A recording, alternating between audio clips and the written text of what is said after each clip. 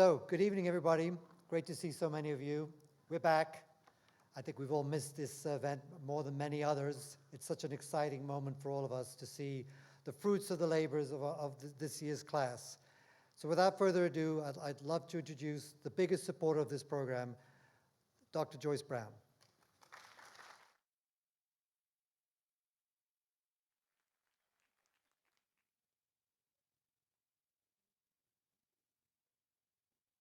So thank you, Jerry.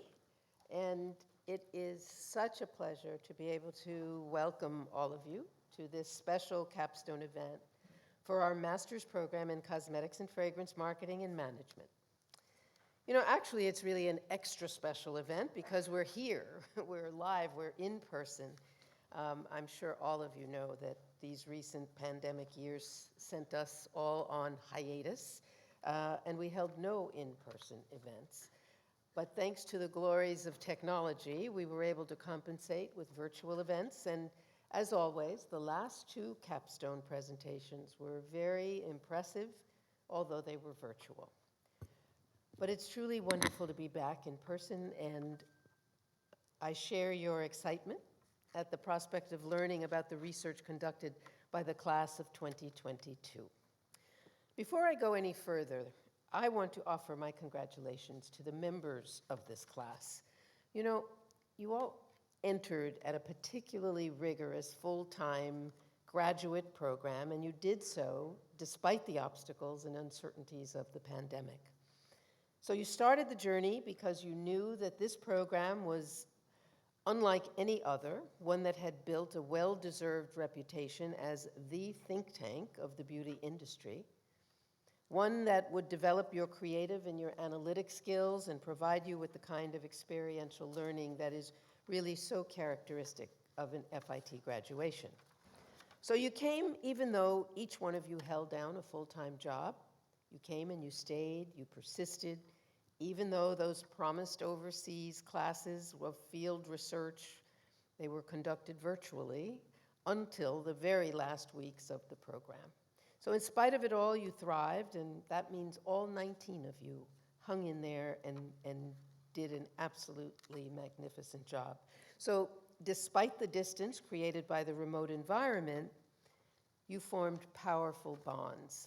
You were, I'm told by your faculty, not just resilient, but incredibly supportive of each other, all of which enhanced a kind of teamwork that was remarkably strong, inclusive, and egalitarian in all respects. For this alone, you really do deserve our congratulations. But I'm confident that by the time this evening is over, we will also be cheering you for the quality of your capstone presentations. As many of you know, these annual capstones are a highlight of the academic year because the work of our graduating students has consistently been outstanding. The students investigate themes that are relevant to the industry, to academia, and to the world at large. So this year's class tackled a topic that could not be more timely: beauty after COVID. They examined both the shift in the consumer profile emerging from the pandemic, the changing values and needs and complex expectations, and just as importantly, they examined the shift in attitudes and values and needs of employees and how best industry can adapt and reform to ensure continued success. I'm not going to say any more so that there's ample time for us to enjoy the presentations. I do want to acknowledge, however, and congratulate the program's founding chair, Stephen Canlian, who guides his classes with such diligence, whether virtual or live.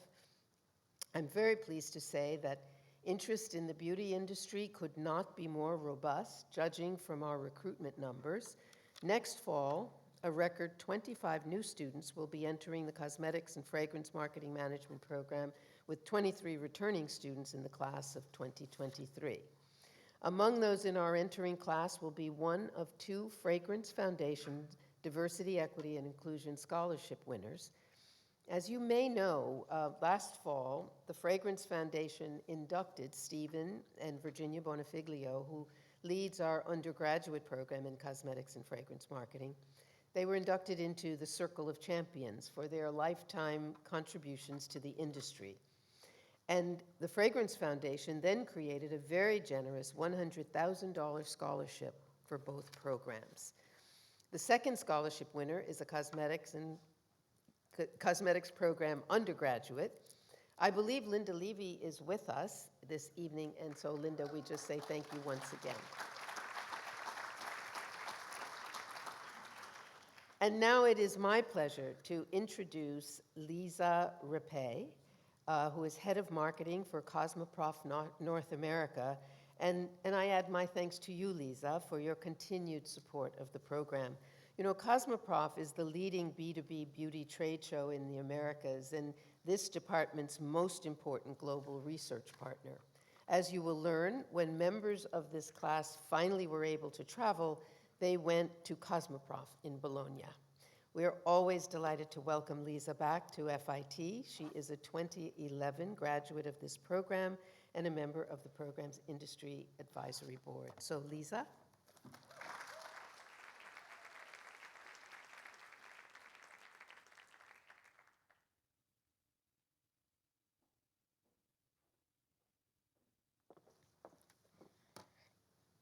Thank you, Dr. Brown, for your very kind introduction. It is a great testament to your support for the industry and academic research that you open Capstone every year and take such pride in the FIT's master's program. Good evening, everyone. Again, my name is Lisa Rapay. I'm the head of marketing for Cosmoprof North America. As an alumnus and an advisory board member of the FIT Master's Program in Cosmetics and Fragrance Marketing and Management, I am thrilled to represent Cosmoprof North America as the proud sponsor and a longtime global research partner of FIT Master's Program. This program is very special to me in so many ways. 11 years ago, I stood here on the same stage. I was one of the Capstone group leaders presenting our research findings. While writing this speech, I started reminiscing of the 2 years that I spent at FIT, the many sleepless nights, market and field research conducted around the world, the lasting friendships I've made, and the bond created between my classmates and the faculty. I can't help but smile and think of how fortunate I was to be accepted into the program and for the sponsorship I received from the Estee Lauder companies. FIT's master's program opened many doors and prepared me to be who and where I am today. Moving out of the leadership of an individual brand to a role supporting the entire beauty industry. The program's continued success over 20+ years is a testament to the critical need in the industry to continue to develop empathetic leaders with creative and analytical proficiency to propel beauty forward. I want to especially acknowledge Professor Canlian and Dr. Brooke Carlson for their continued support after graduation. I never take for granted that you continue to have faith and speak success into my life through my different career paths. When I started working at Cosmoprof North America, I didn't know what to expect. Coming from the corporate world of Clinique, the trade industry was something new and exciting, and an indication of the unpredictability of the future career paths of the class of 2022. During my time here, I am delighted to say that Cosmoprof International Network has only strengthened its collaboration with FIT's master's program.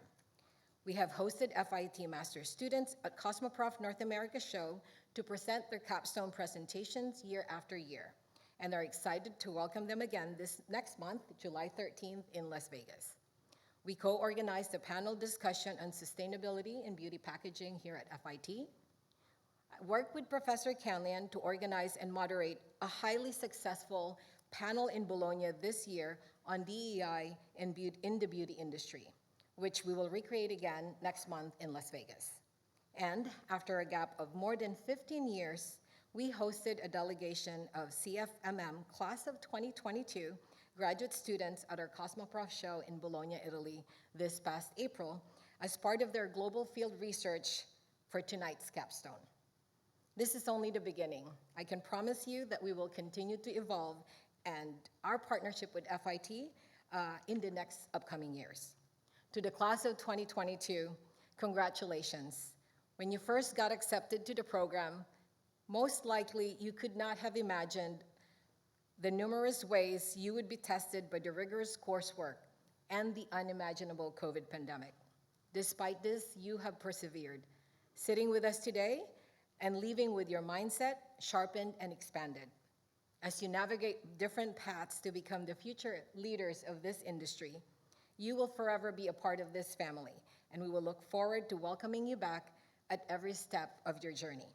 And now, I am pleased to present and welcome my professor and constant collaborator in this role, Professor Canlian, to give you the background on tonight's research projects. Professor? Thank you.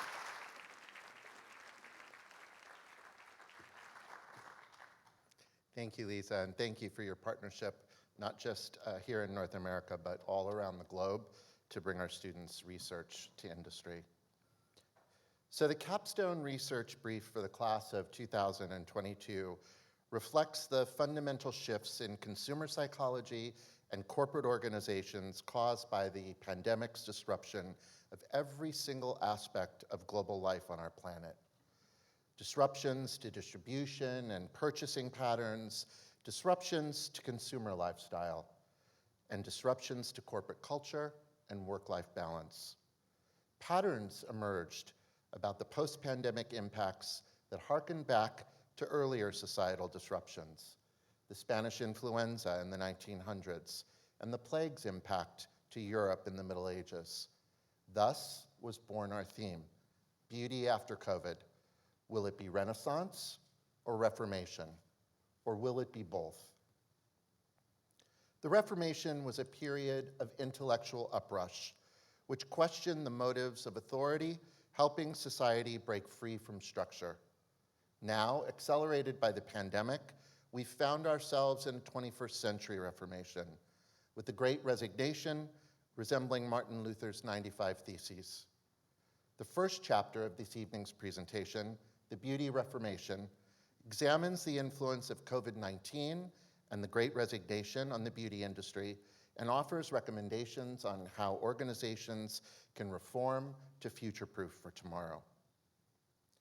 Chapter 2 of tonight's research is inspired by the Renaissance, during which society emerged from the Dark Ages to make exceptional innovations in the arts, architecture, society, and culture. Today, we see a similar emergence out of darkness brought on by COVID-19. Lines are blurring between physical and digital worlds, and beauty consumers are facing a complex reality with unlimited ways to interact with brands. In order to future-proof, businesses and corporations must go beyond current strategy and beyond product to form deeper, more meaningful relationships with consumers. The capstone research each year from FIT's Beauty Think Tank aims to look 5 to 10 years into the future at what will be the pressing issues and the successful solutions for industry's leadership. So we asked ourselves, how are we doing on predicting the future and offering solutions? As we undertook an academic assessment of the entire program and its curriculum this year, and a December 2021 visit by external examiners from industry and academia. Our own Pete Bourne, former executive editor beauty of Women's Wear Daily, and Dr. Wendy Sung, Assistant Dean of Industry-Focused Executive MBA programs at the Yale School of Management. As part of that reflection, we looked back a decade at the capstone theme and research from the class of 2012. First, a decade ago, what did we think would be the pressing issue of 2022? The answer, diversity, equity, and inclusion. We performed global research on how to make the business case for DE&I, partnering with Deloitte and sponsored by L'Oreal's Office of Diversity. The students gave their findings and recommendations to industry in 3 buckets: diversity and global marketing, diversity and global product, and diversity and global leadership. Second, what did we propose as the solutions, and are they relevant today?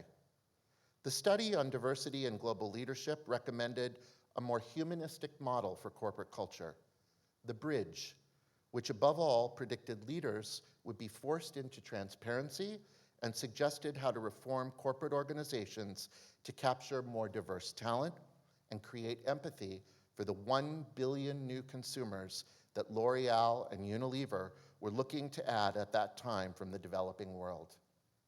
Let's take a quick look back.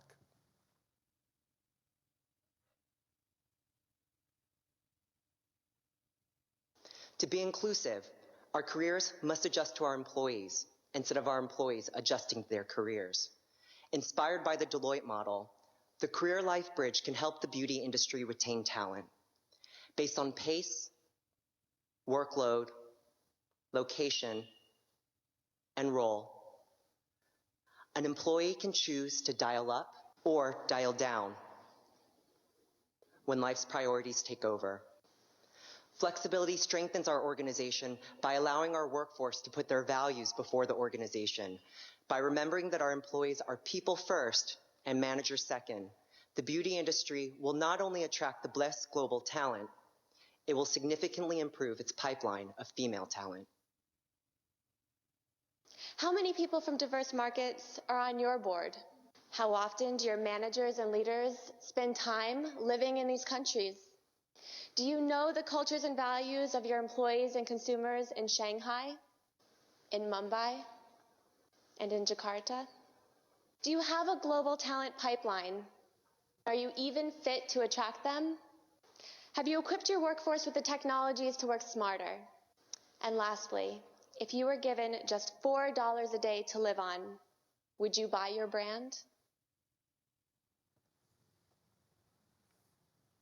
The 2012 study on diversity and global product looked directly to the new 1 billion developing market consumers and their cultures for inspiration and forms of beauty offerings that tapped into empathy, common values, and a way for diverse consumers to see themselves reflected in our brands. Let's take a look.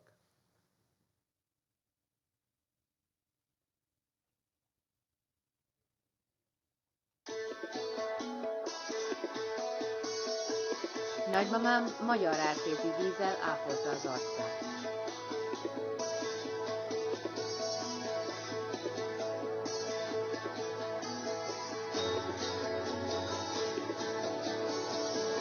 Mi abuela usaba una mascarilla de limón, azúcar y miel para exfoliar su piel.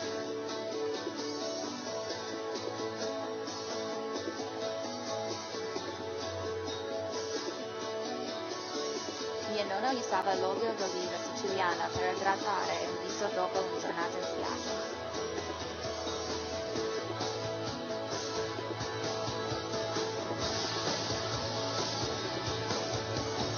When my mother was pregnant, she drank Kool-Aid my grandmother made, so when I was born, it's gonna be nice and smooth.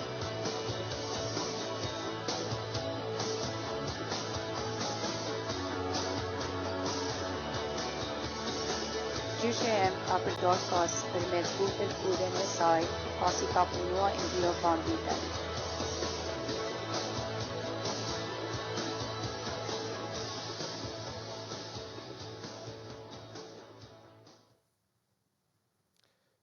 But please, don't take our word for it. Assess our work yourselves.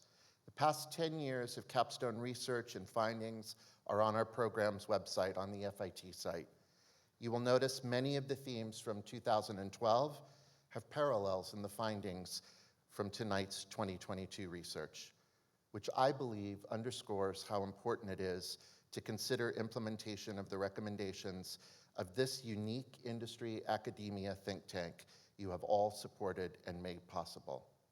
So, without further ado, sit back, enjoy, take notes in the back of your program, and it's my pleasure to present the class of 2022's research on beauty after COVID, Renaissance or Reformation.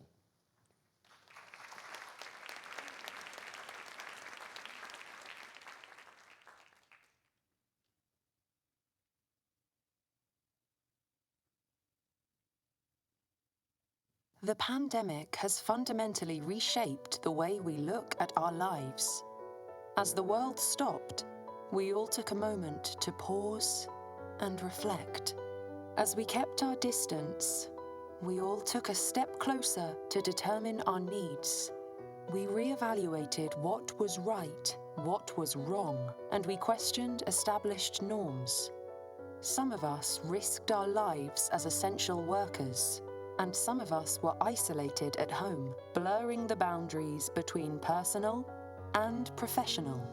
After 2 years, all of us had one thing in common. The pandemic made us reassess the way we live and work.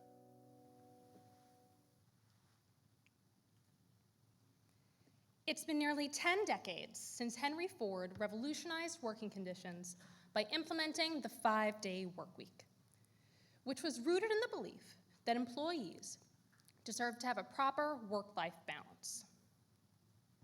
Shockingly, 100 years later, this construct has remained relatively unchanged.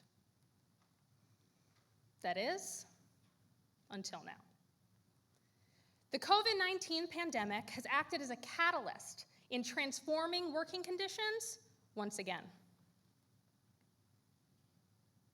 Today, 65% of employees believe the pandemic made them rethink the role of work in their lives.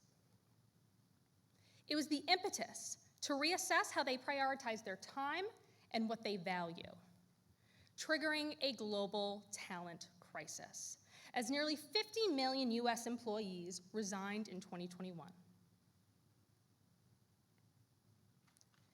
As FIT's beauty think tank, we questioned how the Great Resignation was impacting our world. We sought to understand if the sentiments seen in the greater workforce were echoed by our colleagues within beauty. We conducted extensive research, focusing on tensions within our industry across generations and experience levels, which confirmed that beauty has been influenced by the Great Resignation. In fact, 25% of the beauty employees we surveyed plan to quit in the next 2 years. For a Fortune 500 beauty company with 50,000 employees, this would equate to nearly $31.5 million in retraining costs alone. Looking behind the Great Resignation, we see that COVID has created a time of great reprioritization and a time of great reflection. Our research uncovered that 84% agree the pandemic made them reevaluate what they want from their employer, pointing to a shift in power between employers and employees. And to prevent an imminent collapse, organizations must adapt to emerging needs. Specifically, by looking beyond the best interests of consumers and investors alone, as this historical perspective no longer supports the needs of the post-pandemic business, and has in turn exposed the industry to 4 internal threats. Complexity, as 73% agree employers must remove silos to operate with agility. Burnout, as 77% of employees report suffering from this occupational phenomenon. Turnover, as 41% are currently considering resignation. And rigidity, as 42% feel their workplace is unprepared for our hybrid future. Organizations must now be introspective, looking to their own resources, culture, leadership, and environment as solutions to stunt the Great Resignation's impact. It is time for organizations to come full circle and look holistically to future-proof the industry. It is time for beauty's great reformation. Beginning with resources. According to Yves Moriot, director at Boston Consulting Group's Institute for Organization, the complexity of business has increased by a factor of more than 6 over the last 6 decades. To solve for complexity, corporations need to embrace agility. The focus should be to drive flexibility, simplicity, and diversity in response to high levels of uncertainty. In support of talent and business needs, a company's resources have to solve for today's definition of agility. organizations must break down silos, leverage technology, and have the ability to tap into diverse skill sets seamlessly. The solution to create an infrastructure for agility begins at the top with the adoption of a Chief Agility Officer. According to our survey, 53% agree structural hierarchy and policies often stifle agility and experimentations. The CAO's main responsibility will be transforming the way work gets done.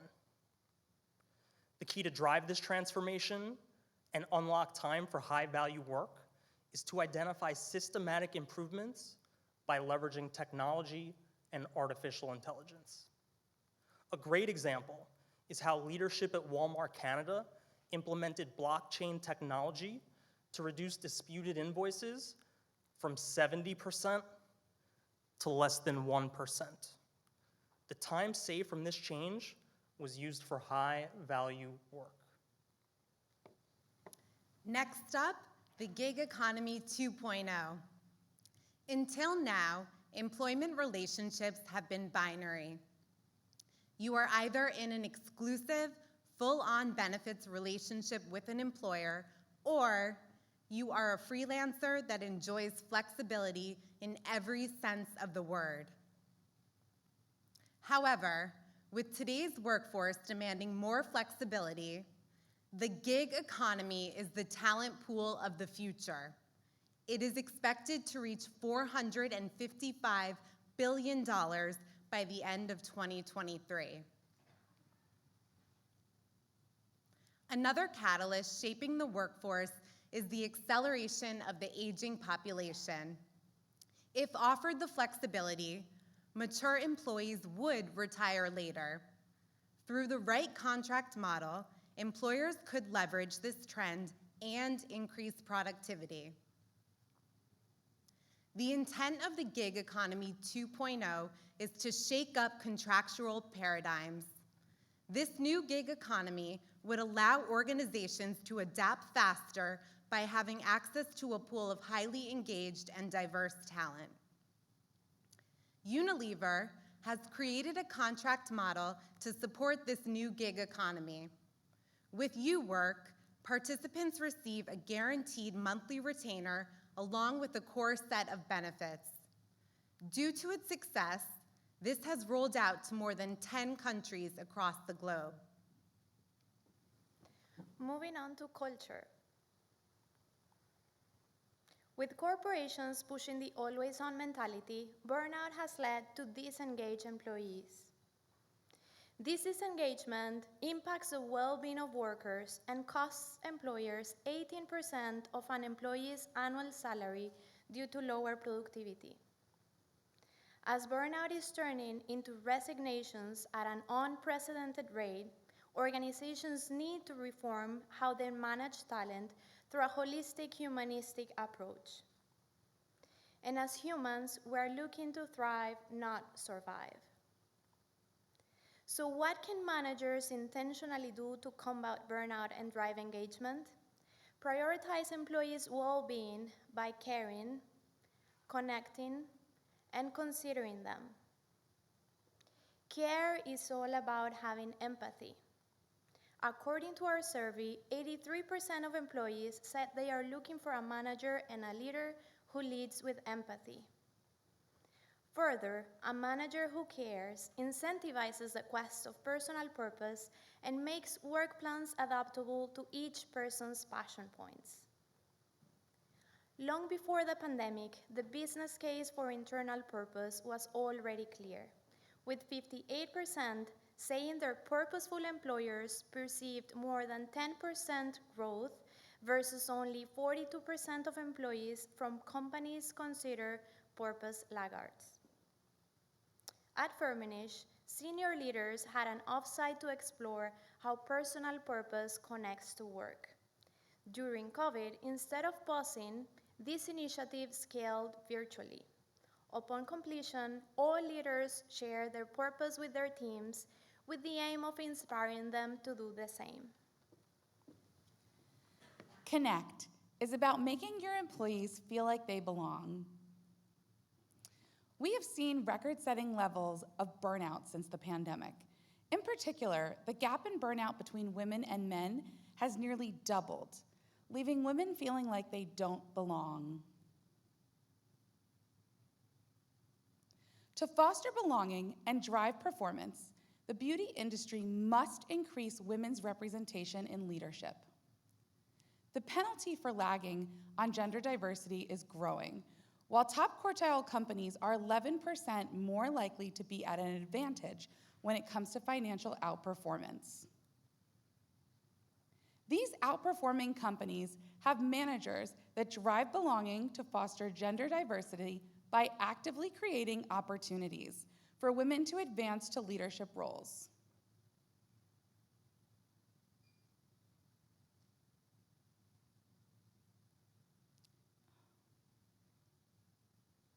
At Vincit, a Finnish software company, one employee a month is elected to act as CEO for one day and make one impactful decision for the company.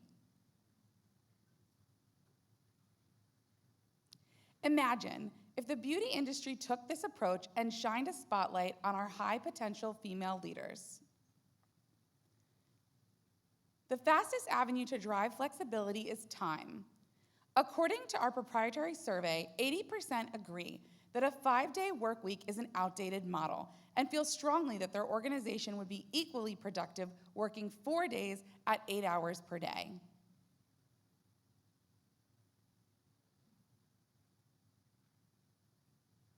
We must prioritize employee needs. As a manager that is flexible, tailor-made solutions to keep teams fulfilled and energized by enabling work-life balance. And a 4-day, 32-hour work week is the key to unlock people's full potential. Companies across the globe are doing it with no reduction in pay. And the results are in. The 4-day work week is successful. For example, in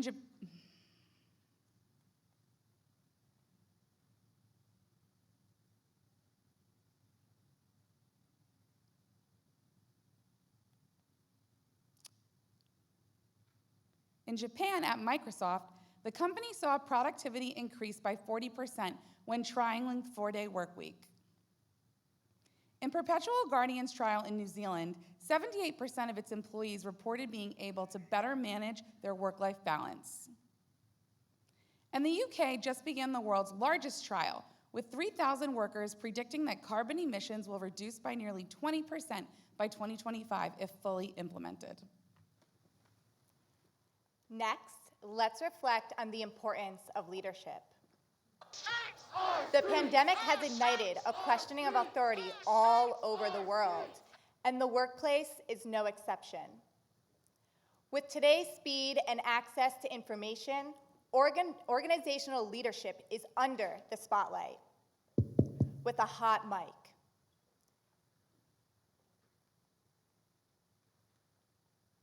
And their employees are equally as vocal about fixed, ineffective hierarchies, outdated mindsets, and even accelerating turnover. And the top reasons to quit: compensation, organizational mobility, and management. Now, the onus is on leadership to create adaptive hierarchies, foster mentality change-making, and reimagine employee retention.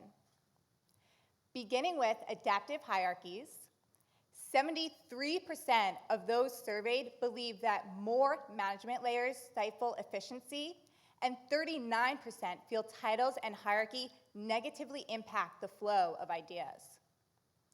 Therefore, we recommend first flattening hierarchies to increase speed in decision-making and the dissemination of ideas.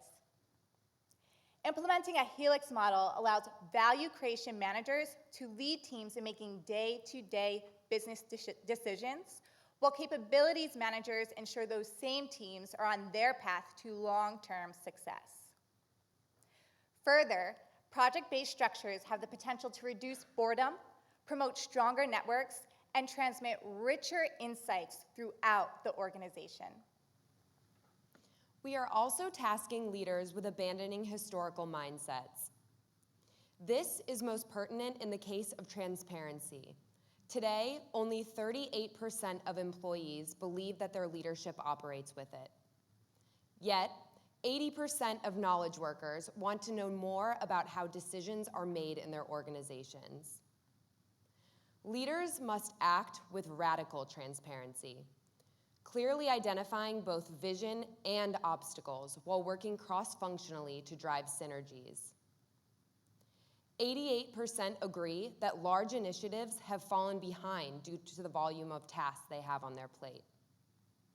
And it is clear that leaders must prioritize prioritization to avoid the swirl. Shifting to reimagining retention, in 2021, 37% of US employees left their jobs due to low compensation, and 33% left because of little advancement opportunities. Leaders must address these pain points head on. First, by using compensation to reward loyalty. Like Microsoft, they doubled the payroll budget to reward loyal employees and prevent loss of talent to tech competitors. Organizations must also take upskilling up a notch with highly specialized learning pathways. For example, Verizon invested $44 million in specialized learning pathways by focusing on long-term needs, encouraging rotational assignments, and providing new, accessible trainings. Transitioning to our final territory, environment. The onset of the pandemic also shifted attitudes about where employees work. With the reprioritization of health, time, and family, employees are now looking for an environment that suits their values and their emotional needs. As they reprioritize home life, family interdependence increased, driving separation anxiety for returning employees. And as they reassessed time, they found commuting to be a key source of stress after having a taste of working from home and saving an estimate of 8.6 days annually. With these new priorities, 37% feel less emotionally safe working in a physical office environment post-pandemic. The office of the future must offer the flexibility, convenience, and comfort of home to better support both physical and mental health, with the new age of employee perks being rooted in practicality over prestige.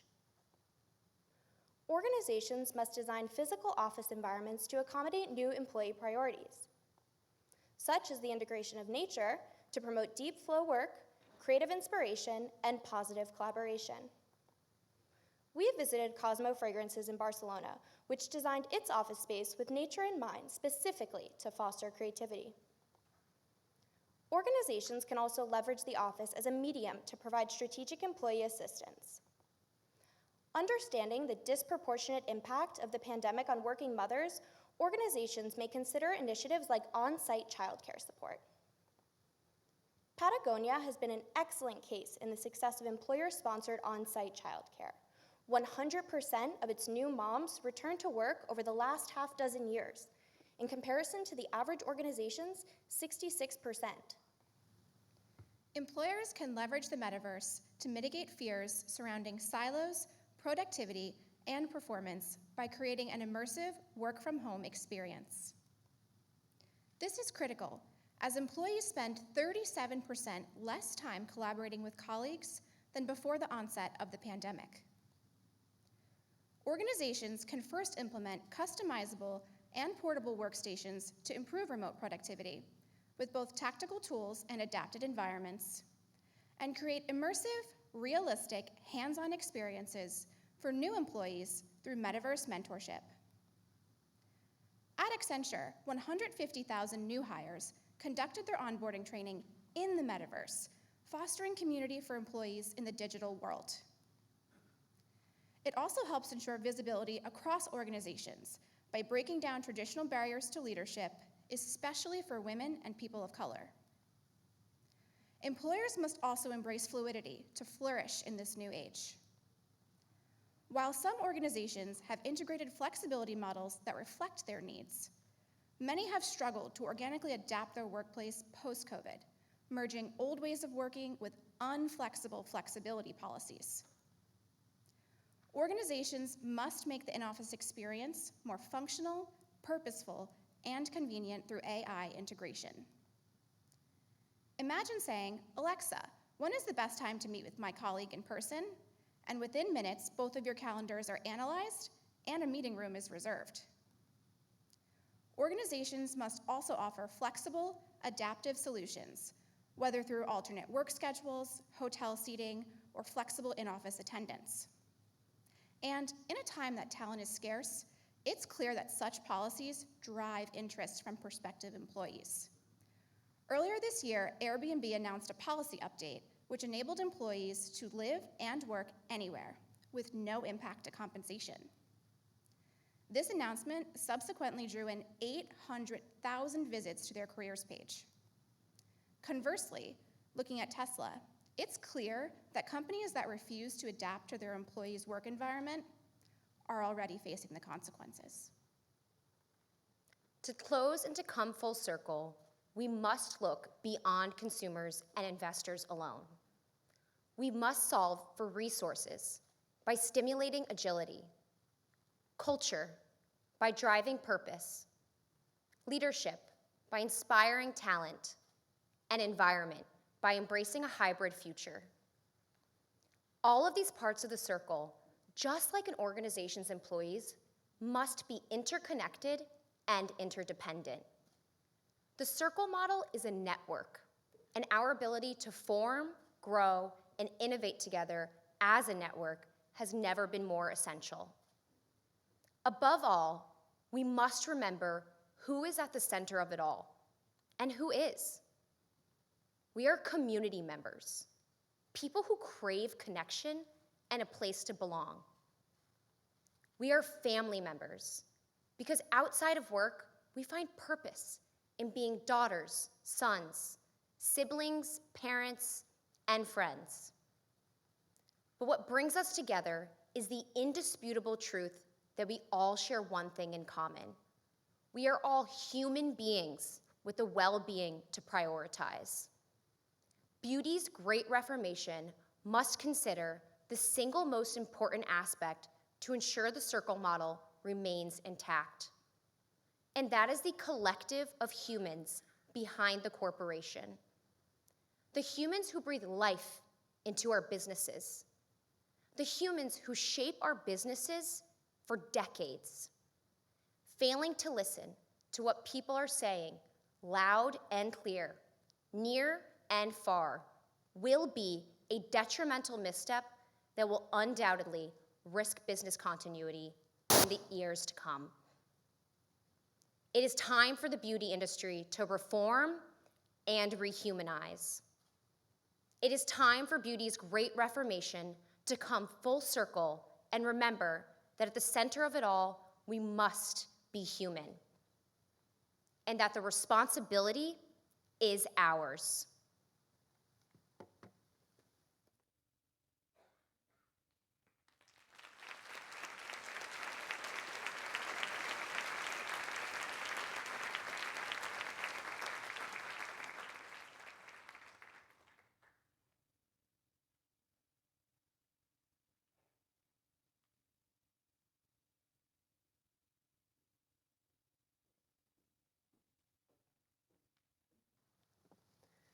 Hello, and welcome to the second chapter of this evening with the presentation we're calling The Beauty Renaissance.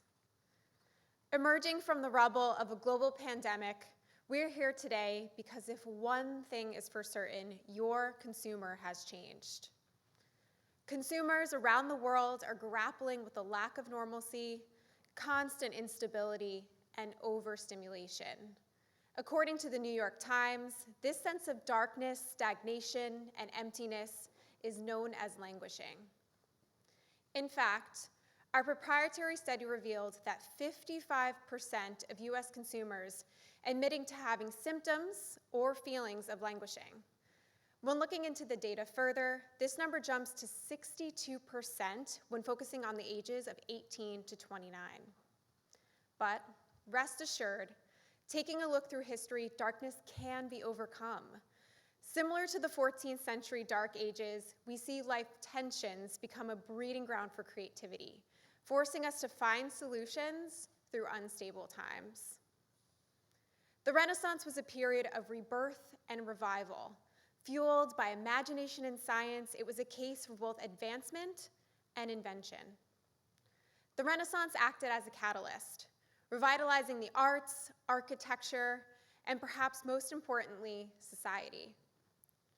During the Renaissance, the concept of humanism emerged, which was a realization of new ideals and sought to project the human spirit from the individual into the state at large. Leonardo da Vinci developed the Renaissance man, or Uomo Universale, illustrating that man and humanity should embrace all knowledge and transform to reach their fullest potential. Which brings us back to today. Stepping out of the darkness, we as an industry find ourselves in a pivotal moment in time that underscores the need for realignment. This need for realignment is caused by two major shifts happening in parallel, the emotional and technological, resulting in a moment of historic beauty entropy, like the intense moment after fire and fuel come together with no potential of return. First, the emotional. When people cannot venture outwards, they turn inwards, and after years of necessary resilience, we saw society be challenged emotionally. Like a fire burning from within, consumers were enlightened, focusing on the things that truly matter. According to Mintel, 75% of US adults agree that the pandemic has made them reevaluate their life priorities. At the same time, undeniable online acceleration and technological advancements fueled the consumer. These advancements have broadened the realm of reality, drawing consumers closer to a life of limitless possibilities and propelling them full speed into the metaverse. According to a report by City GPS, by 2030, the metaverse GDP could be at least 6% of the global GDP. As a consequence of both the emotional and technological movements happening simultaneously, it is clear the near future will have no resemblance to the past, and the consumer landscape is forever changed. Introducing the neo-consumer landscape, a new beauty landscape where consumers inhabit fluid realities, living on a spectrum between real me and meta me. Real me is a desire for meaningful connection, service, and experience. Here, consumers value authentic real-life interactions. Imagine our consumer, Alice. After long hours of work, Alice likes to journal in the park, disconnecting from her busy day. Meta me caters to the consumer's desire for discovery, experimentation, and escape. Here, new technological frontiers pose an opportunity for digital daydreamers to be catered to. Take Alice again. On the weekends, she likes to game in the metaverse with her sleek haircut and designer NFT outfit. This landscape is universal and ever-changing, meaning the neo-consumer can have feelings of digital FOMO, while also seeks to be entertained in real life. Let's take a look at the neo-consumer landscape in action.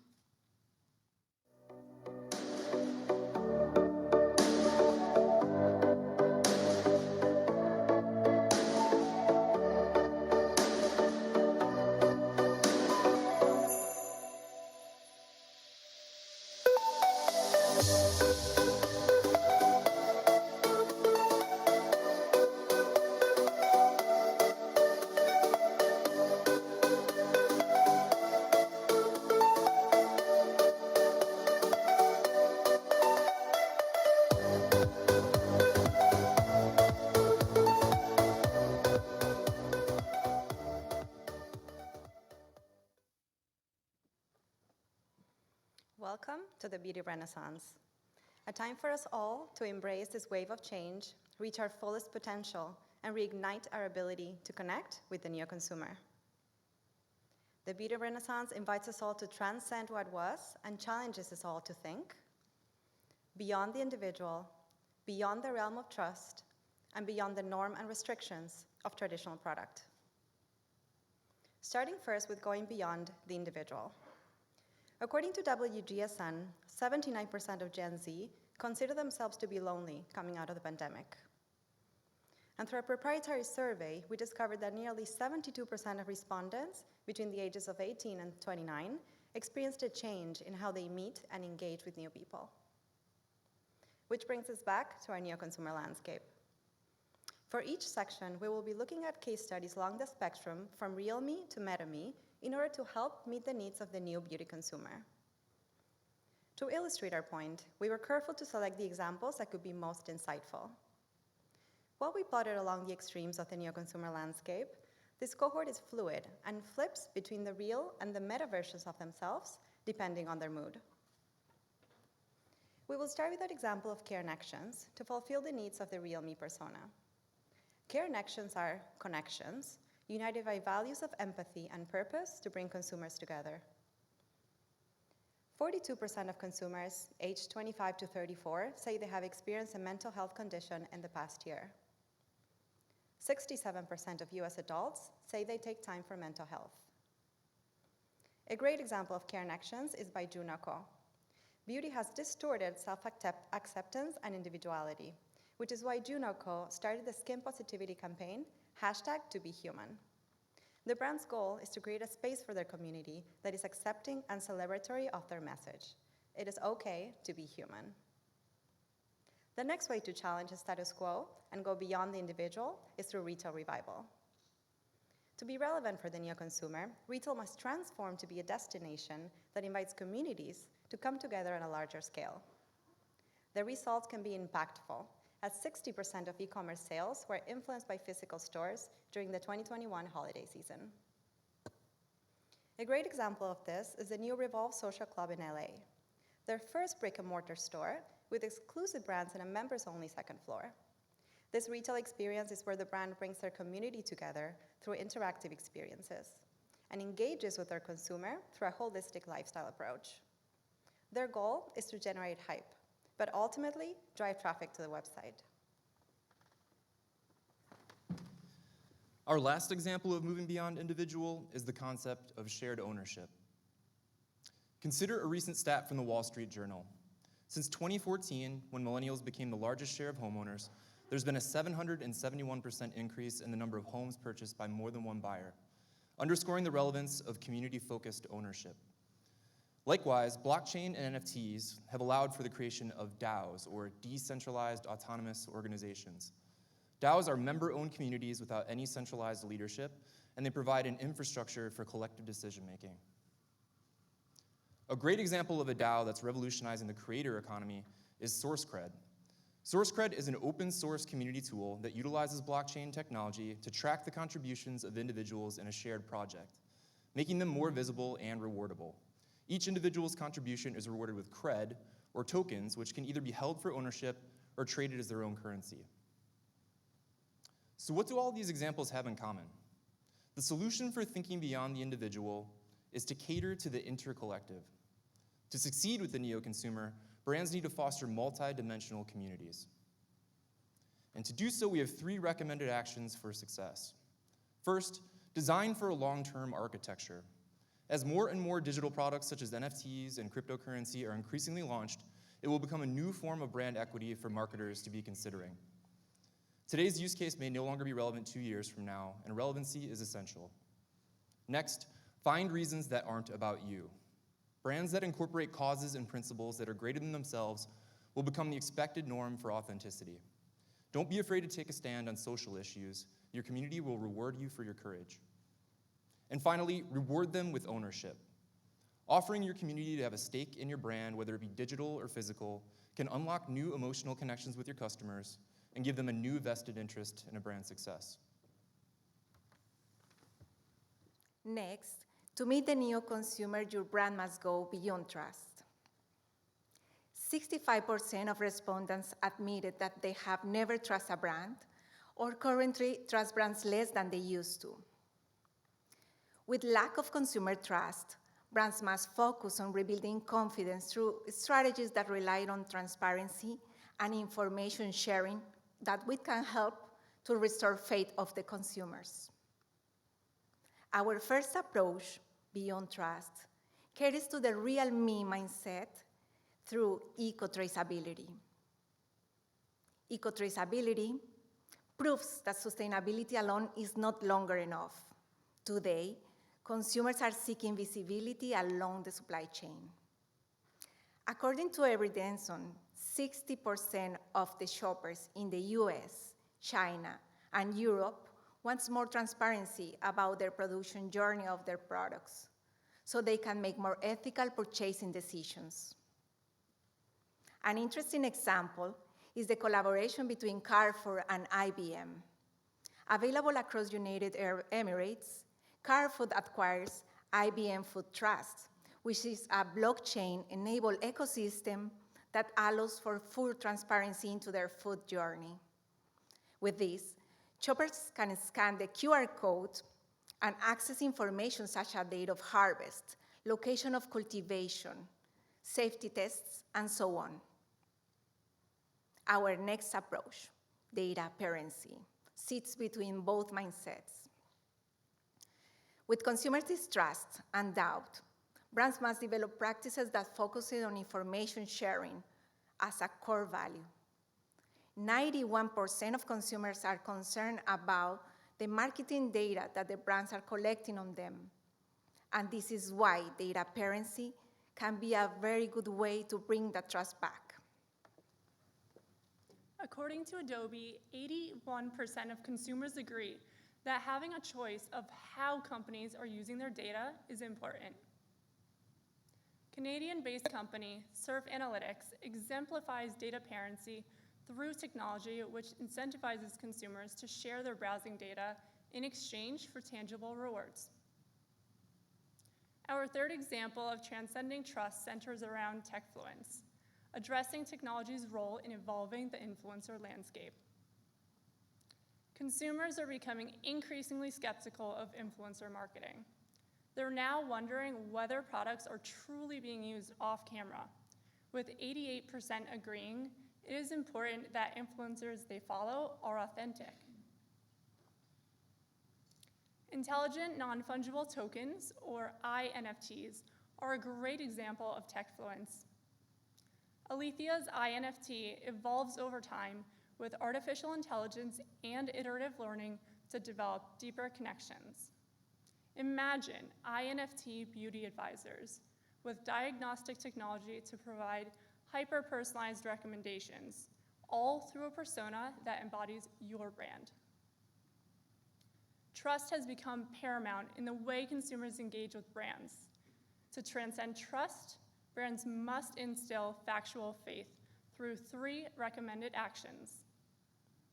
First, brands need to provide full transparency across all facets of the business, sharing progress along the way, and taking full accountability.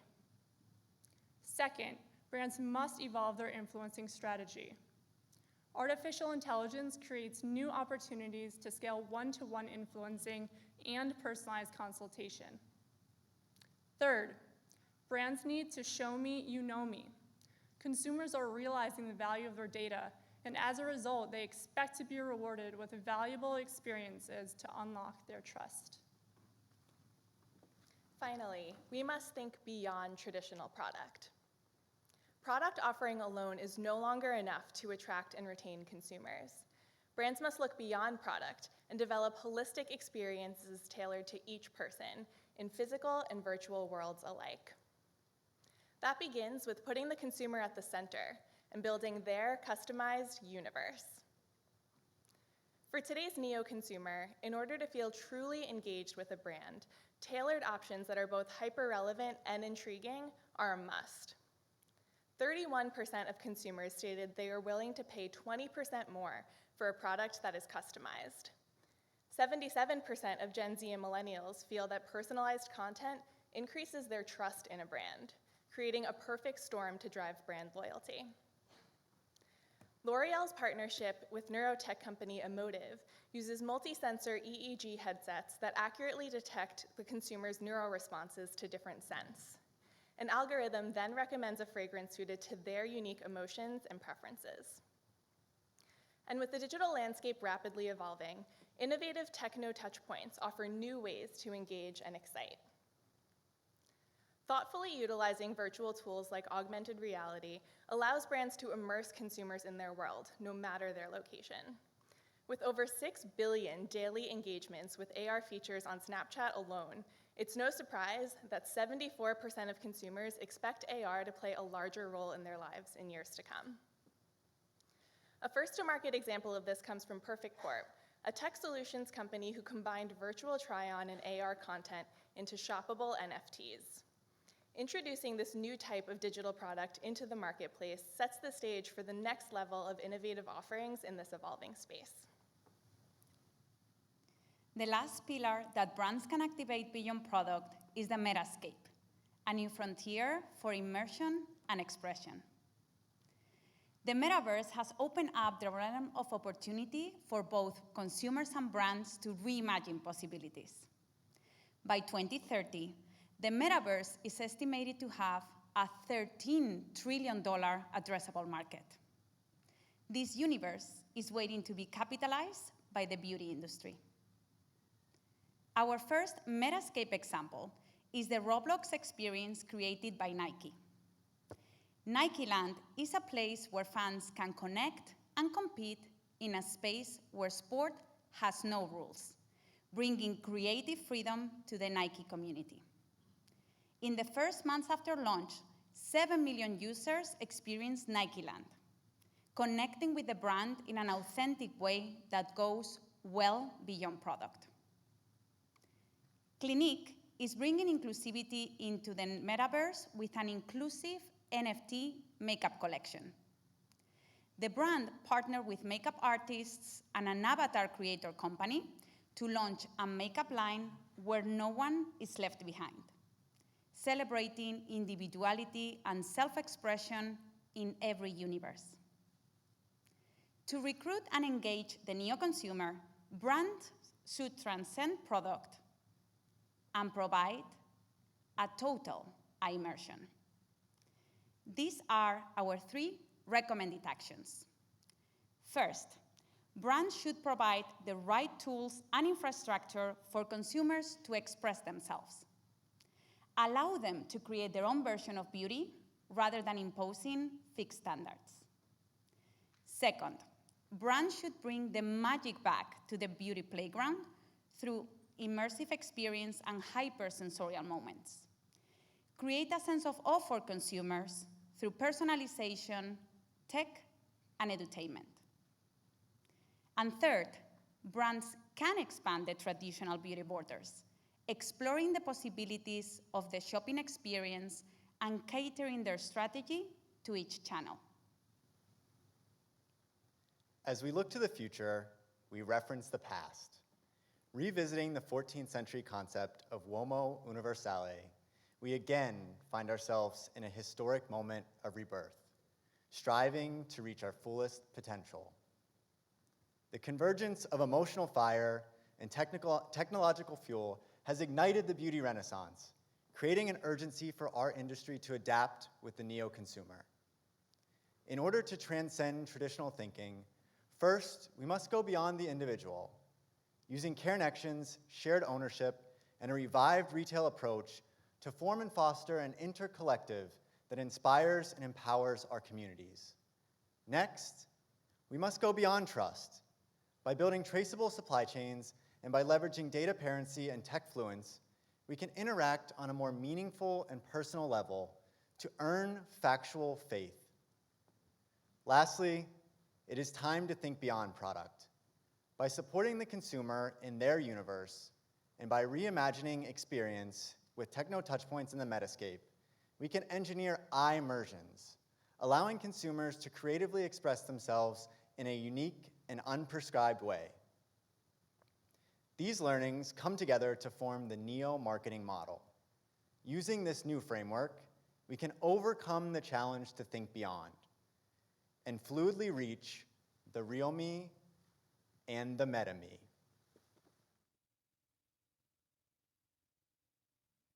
The Future Laboratory advises, it is short-term thinking today that poses the greatest risk to our success tomorrow. The most important takeaway from our research and resulting neo-marketing model is this. The future is much closer than you think. The blurring lines between physical and digital worlds have formed a neo-consumer landscape. This complex reality has eradicated any pre-existing marketing frameworks beyond obsolescence. The beauty renaissance is here. The consumer rebirth has happened. Now, how will your brand reach its fullest potential?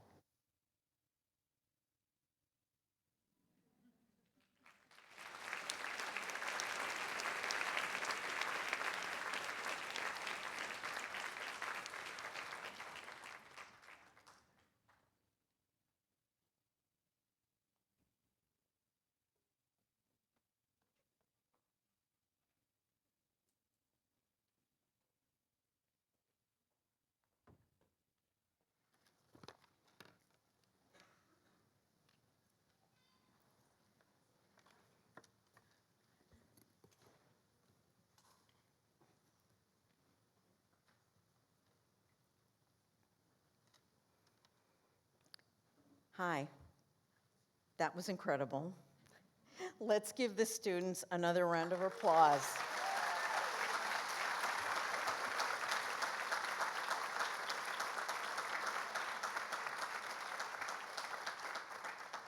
You expertly delivered your presentation of research, predictions, and recommendations for the beauty industry post-COVID. Really amazing. Let me share some comments on the research. Beauty's reformation and the circle approach that goes beyond a focus on consumers and investors to include resources, culture, leadership, and environment truly captures how organizations can shift their focus. I thought their idea of a chief agility officer, adaptive hierarchy, love that term, reimagining retention, and leveraging the metaverse were all sharp and purposeful recommendations. Outstanding work. As for Beauty's Renaissance, their thoughtful recommendations to forge deeper, more meaningful relationships with consumers, the neo-consumer landscape, and the neo-marketing model are very smart and sharp strategies. From the offline real me consumer who lives in the now, driven by values and the need to disconnect, to the online meta-me consumer who can experience all the metaverse offers while being driven change makers and digi-daydreamers, love that term too. I hope these masterful concepts resonated as much with you as they did with me. Net-net, I truly feel enlightened by the research presented tonight. The CFMM think tank is known for its groundbreaking research, and tonight's capstone research, like those that have come before it, and as Stephen referenced earlier from our 2012 capstone, is a predictor of the changes that need to happen to keep the beauty industry adapting and thriving. We would all be smart to heed the students' spot-on recommendations and imperatives and to act upon them with haste.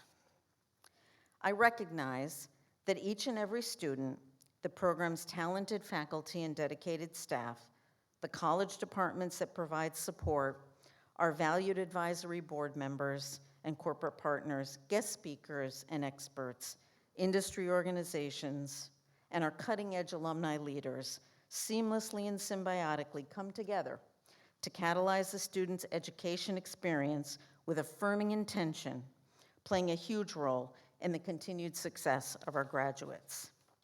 And each year, there are students, faculty, and alumni that have gone above and beyond in their achievements. And that's who we are honoring with a series of well-deserved recognitions in this next section, the awards presentations. So now I will turn it over to Professor Mark Polson to kick off the first awards of the evening, those centered on the scholarly academic achievements of the students. Thank you. Mark, the stage is yours.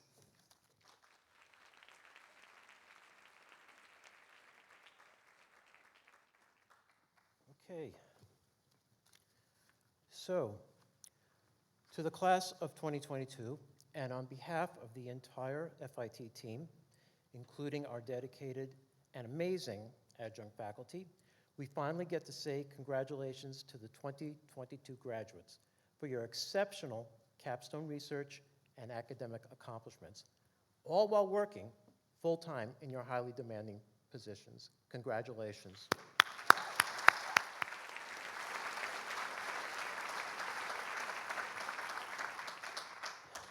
On a personal note, I admire and deeply respect all of you for your tenacity and grace under pressure, and for your many academic leadership and career milestones over the past 2 years. I'm looking forward to seeing the positive change you will bring to our industry through innovation, creativity, and authentic leadership. Now on to the awards. We have 2 categories of scholarship awards: scholarship recognition and outstanding scholar, that recognize superior academic performance over the last 2 years. Let's start with this year's Scholarship Recognition Award recipients. These are all individuals who showed exceptional leadership as well as academic achievement. During the course of the 2 years of the program, they have all maintained GPAs over 3.9. When I call your names, please come up to the stage to receive your award. Once everybody's on stage, we're going to take a group photo. So we're pleased to announce the following Scholarship Recognition Awards. Seglin Dewey, Manager of Fragrance Development, Firmenich. Jamie O'Brien, Senior Manager, Global Marketing and Product Innovation, SkinCeuticals. Leah DeSola, Manager of Global Brand Development, Unilever. Corey Fenton, Assistant Vice President of U.S. Marketing, L'Oreal Paris Hair Care Lviv. And Sherelle Tabul, Manager of E-Commerce at L'Oreal USA, working on Matrix and Biolage. So congratulations to each and every one of you on your academic accomplishments. Let's give them all another huge round of applause while we take a photo.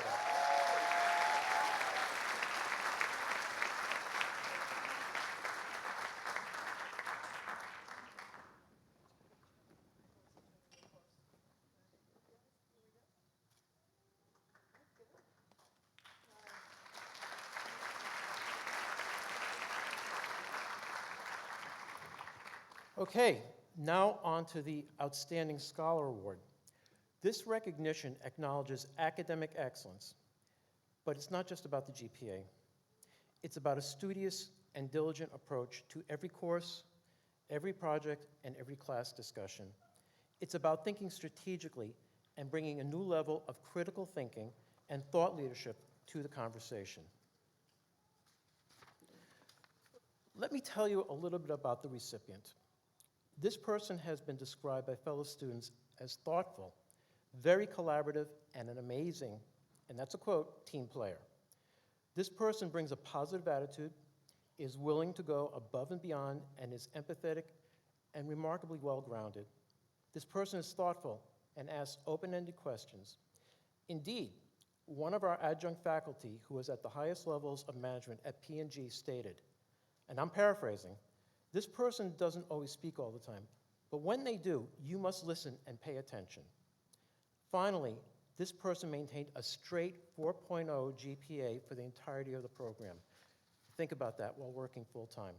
I'm sure you've already guessed that we're pleased to congratulate this year's Outstanding Scholar, Josh Borzier, Manager of Customer Marketing for Sally Hansen at Coty.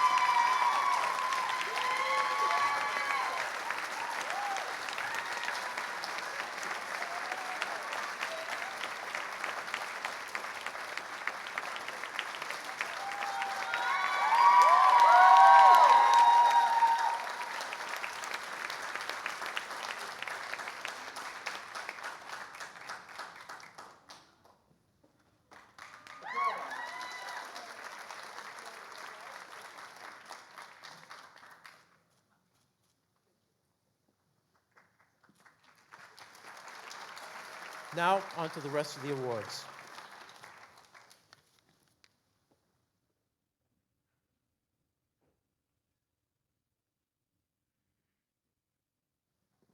Please welcome Alexander Botero and Stefano Curti for the Coty Award.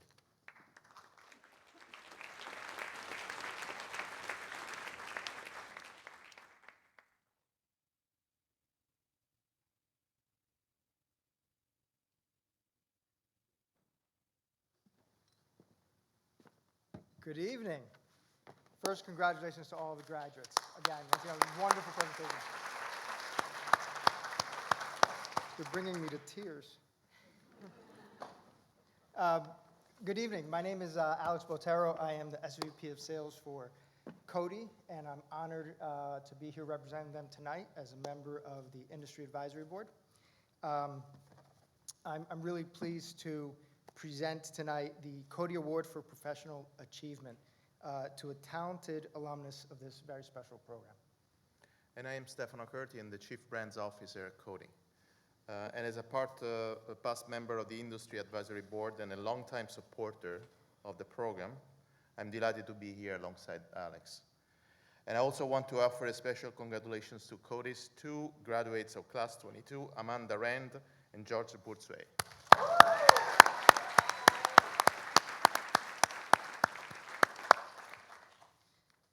The recipient of the Coty Alumni Award is selected annually by the Executive Board of the Alumni Association using the following criteria. First, they must be an industry leader, as illustrated by his or her professional achievements, industry involvement, and future industry potential. They must also be a mentor within their teams and organizations, and through supporting students and alumni developing impactful relationships and careers. And lastly, they have to be an advocate as a voice and presence for both the FIT alumni community and also current students. Each year, the award is accompanied by a $10,000 gift to the Cosmetics and Fragrance Alumni Association, whose mission is to provide ongoing education programs that recreate the unique learning environments and opportunities experienced while attending FIT. A true beauty veteran who has been transforming brands for over 20 years, this evening's recipient is a member of the class of 2009 of the FIT graduate program and has served as an executive mentor to many FIT graduate students throughout her career. She also hosts the program students each fall for their field study visit to the West Coast, showing them the importance of keeping their feet on the ground and their head in the stars. As a leader, she teaches us how to keep climbing and to lift others as we climb as well. She started her career at Puig and LVMH, and before spending 18 years at Shiseido, building many of the prestige brands across multiple divisions within the group, and rising to executive leadership as Senior Vice President of Marketing. In 2019, she joined Elf Beauty, a beauty company known for being a bold disruptor with a kind heart and also a competitor of ours. In her current role as Chief Marketing Officer of Elf Beauty and President of Keys Soul Care, she has recruited many program graduates into key roles such as Chief Brand Officer, Head of Product Development, and Head of Communications, among others. She also recently hired an independent student from the class of 23 and is sponsoring Health's first nominee to enter the FIT Master's Program class of 24 this fall. She's a fierce champion for the Master's Program and one of its most distinguished alumni. Maybe this is why I'm crying. Please join us in congratulating Corey Marchesotto, class of 2009, this year's recipient of the Coty Award for Professional Achievement.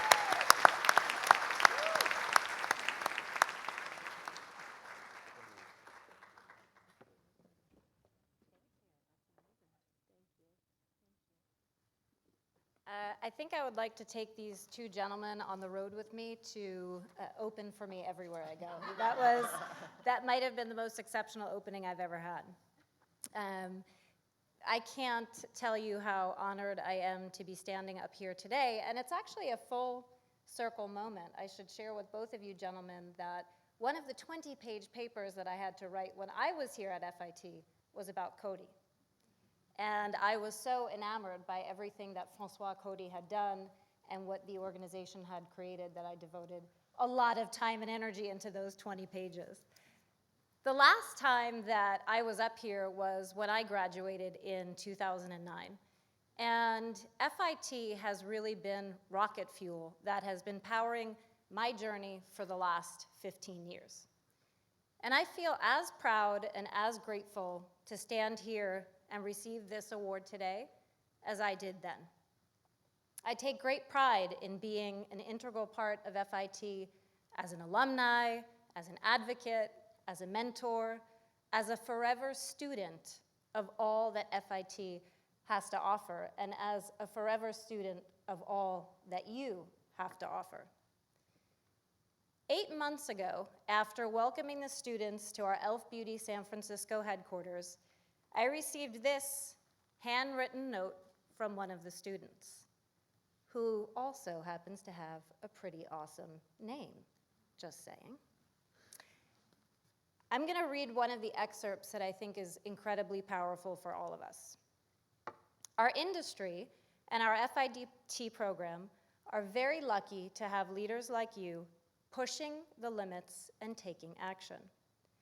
I appreciate how real you are with your team and how honest you were with us.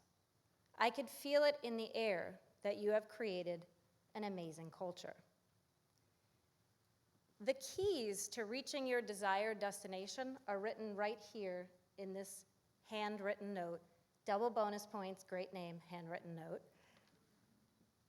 Be real, be honest, push the limits, take action, and create an amazing culture that people want to be a part of. You all have many leaders that you admire that help shape the leader that you are today and the leader that you will become. After seeing your capstone presentations tonight, I'm confident that you will all become the leaders that we alumni admire. The power is truly in your hands. The beauty industry is not what it is. The beauty industry will be whatever you decide to make it. My 3 pieces of advice for the graduating class as you continue to unlock your superpowers. 1, walk in your own strength. Be honest, be brave, live your bold truth, be confident in your authenticity, and always be fearless and heartful. 2, surround yourselves with things that are good for you. Create an orbit, send out the bat signal, and you will magnetically attract like-minded, like-spirited change makers, and together you will be able to force multiply and do anything your minds and hearts desire. And 3rd, and perhaps most important, always shine at full wattage. Own your greatness, never let anyone dim your light. Use your power to persevere and shine bright enough to light the way for others so that you can lift them as you climb. Congratulations, superheroes, and keep shining like the stars that you are. Thank you very much.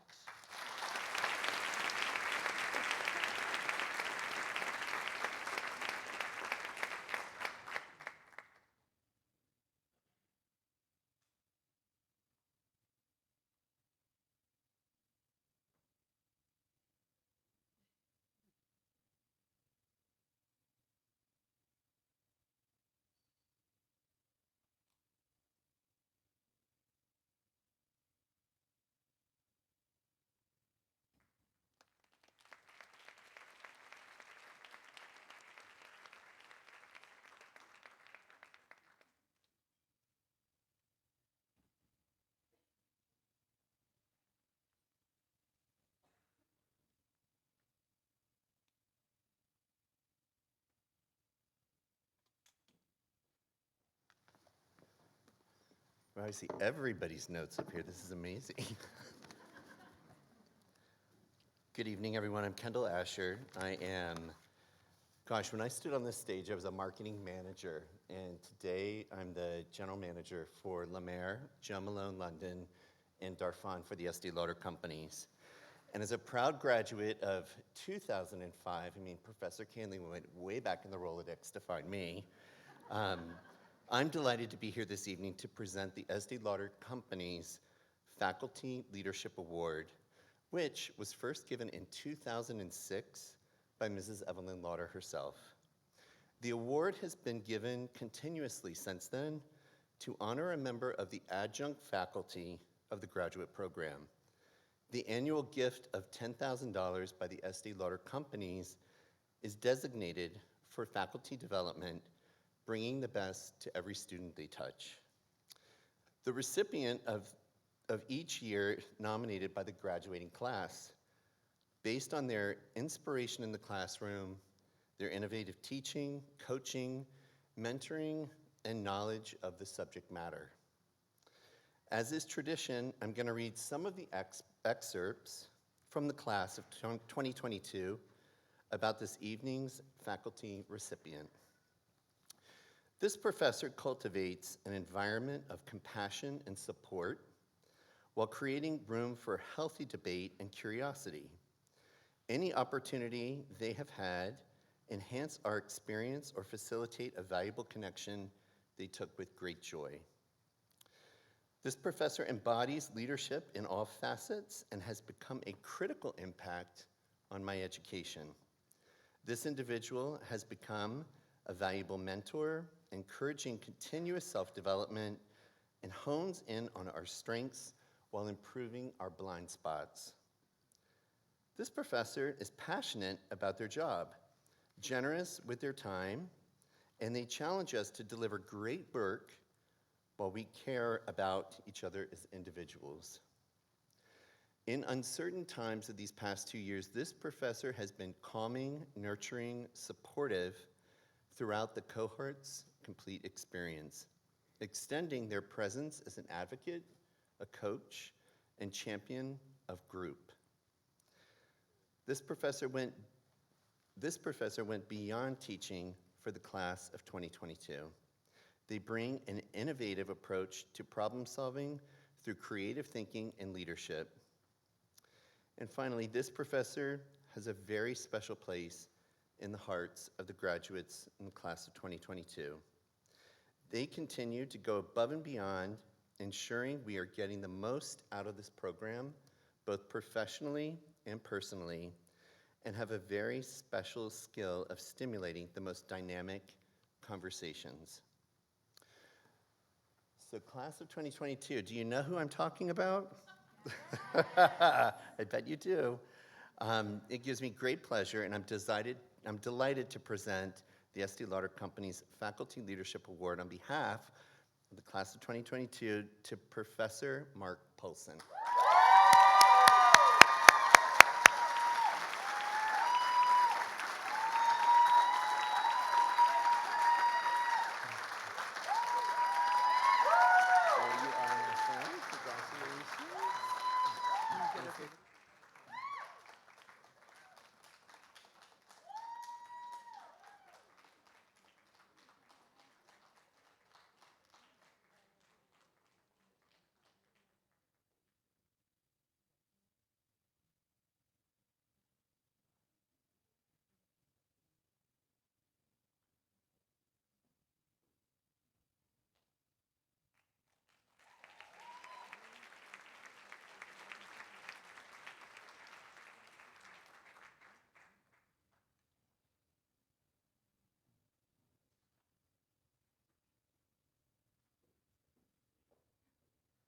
It's beautiful. Hello, class of 2022. I want to add also my congratulations to you guys. I know these past 2 years have been rather extraordinary, unprecedented, all the words that we're going to try to remove from our vocabulary when this pandemic is years behind us. I'm excited to present this award for lots of reasons. I've been a part of this program for a long, long time as chair of the PDC, chair of the Industry Advisory Board, longtime guest speaker in the leadership class, and thank you for tolerating me all these years. I take away more from it than I give, but I enjoy so much being with you all. And this is a very special night for so many reasons. Everything that you've put into your careers, it's just the beginning, but this is a moment of so much reflection and so much pride. And I hope you really celebrate tonight and over this weekend because you really deserve it. At L'Oreal, of course, we're proud to sponsor this award. that recognizes leadership talent in this extraordinary program.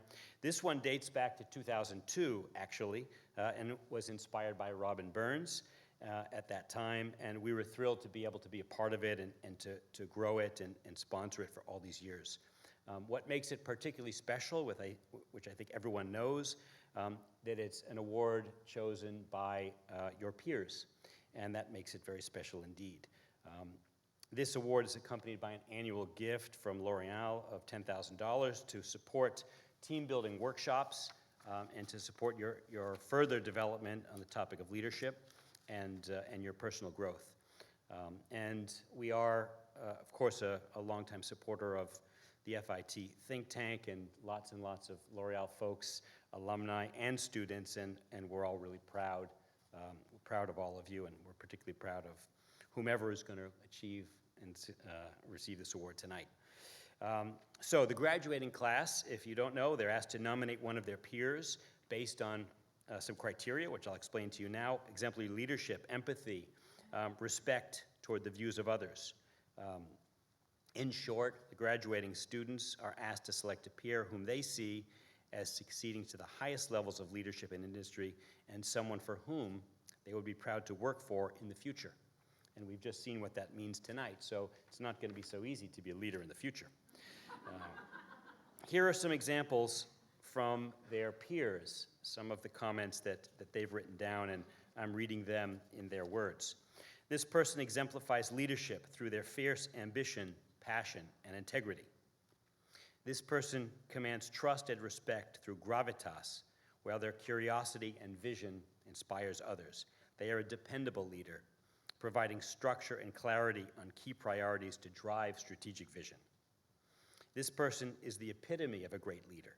They have consistently remained supportive throughout the 2 years of the program and have been an integral part of every class discussion. They have unbelievable gravitas and hold themselves with confidence no matter what comes their way.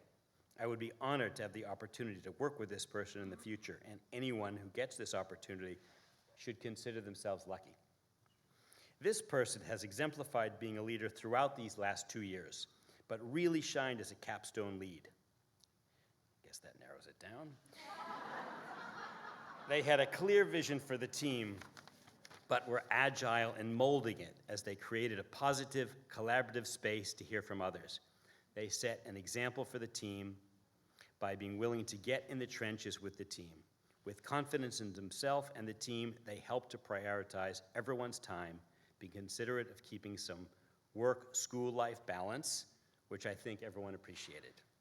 So, with great pleasure, I'd like to announce the class of 2022 recipient of the L'Oreal Student Leadership Award is L'Oreal's own Jamie O'Brien.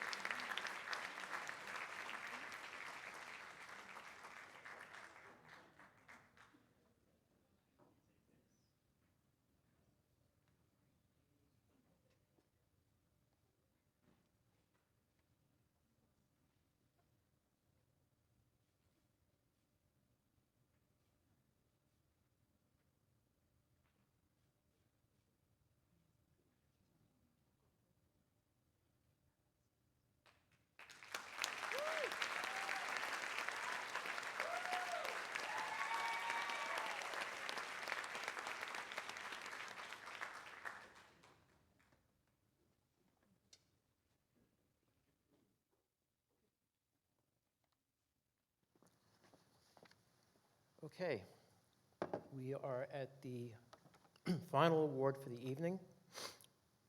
I have the very distinct pleasure of presenting the final award. The Department Medal for the class of 2022 is an honor bestowed by the college to a top graduate in each degree program as determined by the faculty.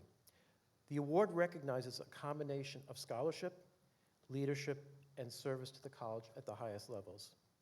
A few quick words about the recipient. This gentleman is a natural leader who projects confidence and presence. He supports his fellow classmates through encouragement and positivity. He constantly works to better himself and he always brings his A game. I'm pleased to present the department medal to Corey Fenton.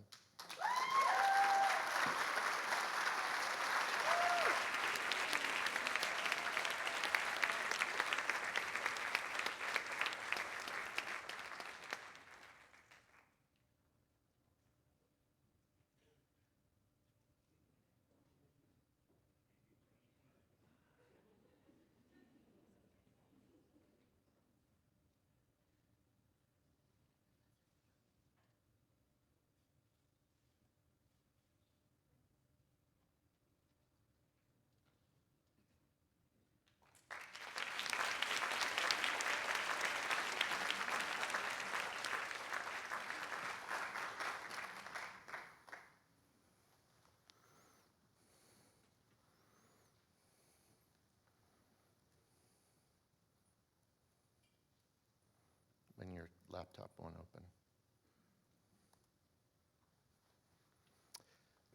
So congratulations again to the class of 2022. Such a joy to see you all come off stage tonight, and such a joy to have watched you over the past 2 years. In closing, I would just ask you all to please consult the thank you page on the back of your program, which recognizes the veritable village that it takes to support the college's largest research event each year. On behalf of the class of 2022, we want to thank them sincerely for making it possible to share this research with industry each year. I'd like to leave you this evening with one more example from our look back at the Beauty Think Tank's research on DEI from the class of 2012. Written a decade ago, the Humanifesto by the Diversity and Global Leadership team in 2012 resonates just as strongly today as it did then. Please join us on stage on the other side of this video clip for a reception to celebrate this year's graduates, sponsored by Cosmoprof North America. Roll tape.